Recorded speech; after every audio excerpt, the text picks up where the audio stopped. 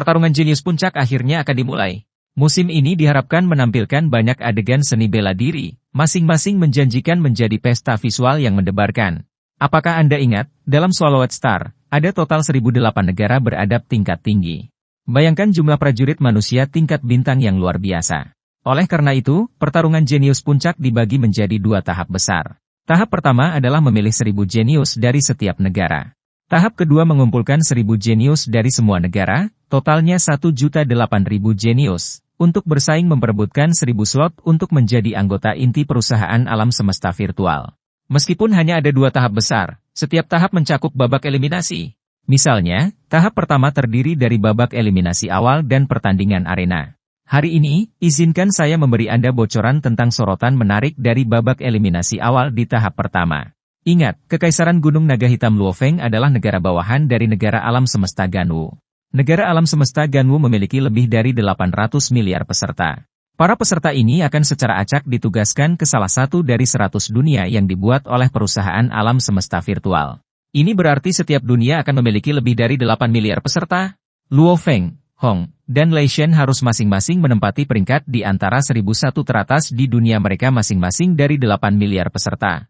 Hanya dengan begitu mereka akan memiliki kesempatan untuk bersaing memperebutkan salah satu dari 1.000 slot untuk mewakili negara alam semesta Ganwu di tahap kedua. Kompetisinya akan sangat sengit. Bukankah sangat mengasyikkan hanya dengan memikirkannya, membuat Anda ingin segera menonton?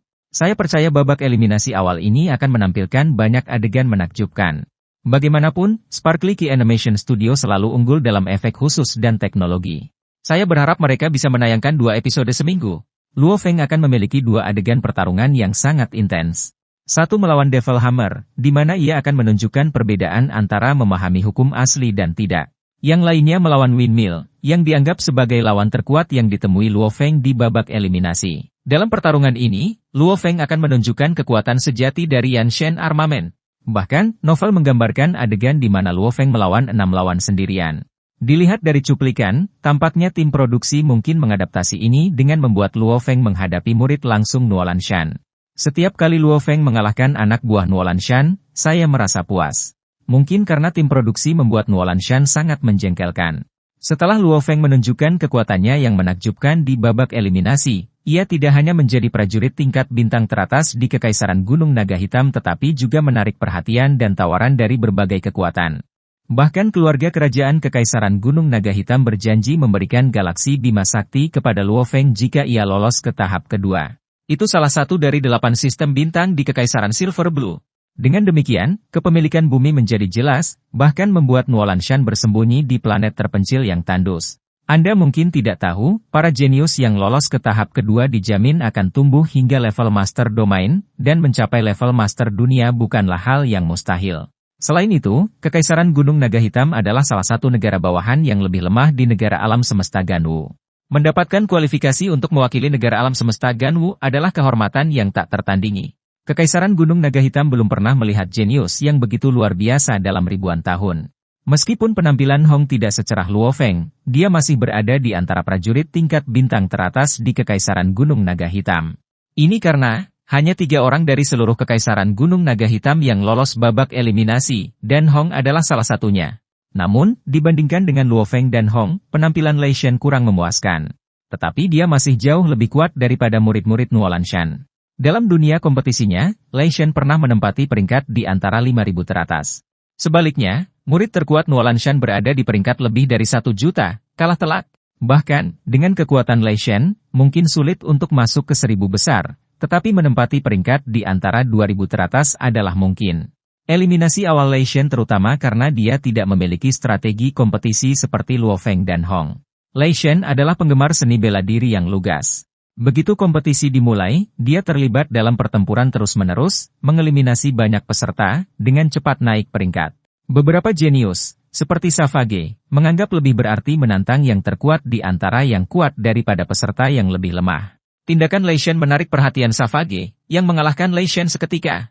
Luofeng dan Hong, di sisi lain, tidak sembrono seperti Leishen.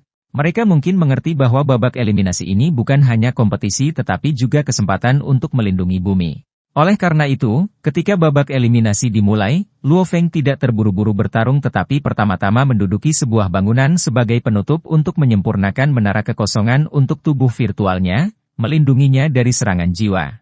Luo Feng juga meluangkan waktu untuk berlatih menggunakan Yanshen Armament agar bisa menanganinya dengan mahir di bawah berbagai kondisi gravitasi. Demikian pula, Hong tidak membuat gerakan mencolok pada awalnya. Sebagai mantan pembunuh, Hong dengan sempurna memanfaatkan domainnya untuk menyembunyikan dirinya dan melakukan pembunuhan, menghindari dikepung oleh banyak lawan atau diburu oleh jenius super. Dari penggunaan domain oleh Hong, jelas bahwa ia memiliki bakat tertinggi di antara Luo Feng dan Lei Shen. Penampilannya yang luar biasa tanpa bimbingan guru menunjukkan pemahamannya yang tinggi. Sayangnya, Babata memilih Master Roh dengan perkembangan otak tertinggi, bukan seorang prajurit. Terkadang, bakat tinggi tidak sebanding dengan peluang bagus, jika tidak, Luo Feng tidak akan menjadi nomor satu di bumi. Jadi, keberuntungan juga merupakan bentuk kekuatan. Singkatnya, protagonis tetaplah protagonis. Benar, bukan? Tapi Anda mungkin bertanya-tanya, apakah kompetisi yang diselenggarakan oleh perusahaan alam semesta virtual adil? Bagaimanapun, prajurit tingkat bintang 1 hingga tingkat 9 bisa mendaftar. Bukankah seorang prajurit tingkat bintang 1 pasti akan kalah melawan yang tingkat 9? Sebenarnya, pertarungan jenius puncak berlangsung di alam semesta virtual. Ini hanya kompetisi, jadi tidak perlu mengambil risiko nyawa. Semua orang tahu betapa kuatnya alam semesta virtual. Ia bisa mensimulasikan tingkat item apapun dengan akurasi 100%, termasuk senjata dan teknik rahasia, bahkan kebugaran fisik tanpa kesalahan. Oleh karena itu, kompetisi ini akan secara seragam memberikan semua peserta tubuh dan kekuatan spiritual tingkat bintang 9 dan memungkinkan mereka memilih baju besi tidak lebih dari level kedua. Beberapa mungkin bertanya-tanya apakah Luo Feng akhirnya akan mendapatkan baju besi baru. Banyak yang berpikir bahwa desain baju besi Luo Feng jelek. Selain itu, Mo Yunfain milik Luo Feng telah mencapai level semesta, sehingga baju besi yang dihasilkannya adalah level ketiga, yang tidak sesuai dengan aturan. Anda mungkin tidak tahu bahwa Luo Feng memang mengganti baju besinya dalam novel. Tetapi dilihat dari cuplikan anime, tim produksi tidak mendesain baju besi baru untuk Luo Feng. Beberapa mungkin merasa tidak adil bagi Mo Yunfain untuk berpartisipasi dalam kompetisi. Jangan lupa, kompetisi berlangsung di alam semesta virtual, bukan dunia nyata. Bahkan jika Luo Feng memilih Mo Yunfain sebagai baju besinya, alam semesta virtual akan secara otomatis menyesuaikan levelnya menjadi kedua. Oleh karena itu, dalam pertarungan Luo Feng, ia hanya bisa memberikan perlindungan dasar tanpa fungsi lainnya. Ingat, ini adalah pertarungan antara para jenius. Ujian kompetisi adalah kemauan, domain, pengalaman bertarung, dan pemahaman hukum. Beberapa mungkin merasa tidak senang, berpikir baju besi Luo Feng terlalu jelek dan seharusnya diubah. Tim produksi mungkin akan menghadapi kritik lagi. Namun, saya percaya bahwa masukan konstruktif untuk meningkatkan anime adalah baik, tetapi tidak perlu menghina atau mengeluarkan komentar ofensif. Tim produksi mungkin juga merasa tidak berdaya. Bagaimanapun, desain dan pemodelan membutuhkan biaya. Bagaimana jika para sponsor enggan mengeluarkan uang itu? Misalnya, Lord Suiying belum dilanjutkan penyiarannya untuk waktu yang lama, dilaporkan karena investor mundur. Sayang sekali. Sebagai catatan, saya pikir baju besi Luo Feng, meskipun tidak menarik, tidaklah tak tertahankan.